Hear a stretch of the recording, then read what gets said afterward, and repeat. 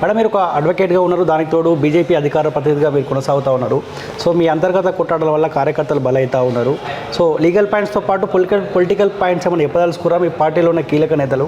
ఎందుకంటే మీ అంతర్గత కొట్టాలు స్టిల్ ఇప్పటివరకు కంటిన్యూ అవుతూ ఉన్నాయి. సో ఈటల వర్గం ఒకవైపు కొట్లాడుతూ ఉంది, బండి సంజయ్ వర్గం ఇంకోసారి కొట్లాడుతూ ఉంది.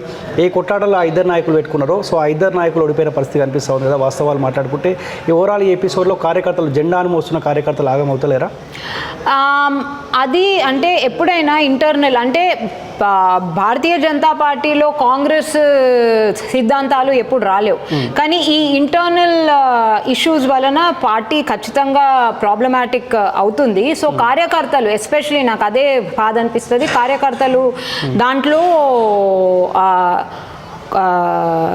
కన్ఫ్యూజ్డ్గా దాంట్లో అటు ఇటు కాకుండా అయిపోయారు. బట్ అవి సాల్వ్ అవుతాయి. అండ్ కార్యకర్తలు కూడా ఇప్పుడు ఆల్రెడీ ఎంపీ ఎలక్షన్స్ కోసము కొత్త దీంతో వాళ్ళు ప్రచారంలోకి ప్లస్ హన్లోకి వెళ్ళిపోయారు కూడా. కానీ ఖచ్చితంగా భారతీయ జనతా పార్టీ సామరస్యంగా అన్ని ప్రాబ్లమ్స్ని సాల్వ్ చేసుకుంటుంది. ఎంపీ ఎలక్షన్స్ కోసం అయితే ఖచ్చితంగా మేము చేసుకోవాల్సిందే. ఓకే, సో మళ్ళీ రాష్ట్ర శాఖలో మార్పులు అంటారు. రఘునందన్ రావుని అధ్యక్ష హోదాలో కూర్చోబెట్టే అవకాశం ఉందంటారు. మీ దగ్గర ఉన్న ఇన్ఫర్మేషన్ మార్పులు వచ్చే అవకాశం ఉందా ఎంపీ ఎలక్షన్స్ కంటే ముందు?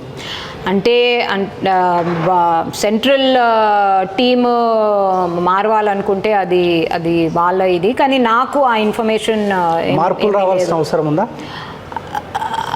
అంటే మార్పు రావాల్సిన అవసరం కన్నా ఎక్కువ మనం అందరం సామరస్యంగా కూర్చొని మాట్లాడుకొని ముందుకెళ్ళాలి అని అనుకుంటున్నాను. మార్పు రావాల్సిన అవసరం ఉన్నదా లేదా అది నేను చెప్పలేను, కానీ మార్పు ఒకవేళ వస్తే అది ఎంపీ ఎలక్షన్స్ దృష్టిలో పెట్టుకొనే ఉంటుంది అని ఖచ్చితంగా చెప్పగలుగుతాను. కానీ ఎంపీ ఎలక్షన్స్ కోసం అయితే ఖచ్చితంగా అందరూ గట్టిగా వర్క్ చేస్తున్నారు. సో దాంట్లో భాగంగా మార్పులు ఉంటాయా అది మనం వేచి చూడాలి.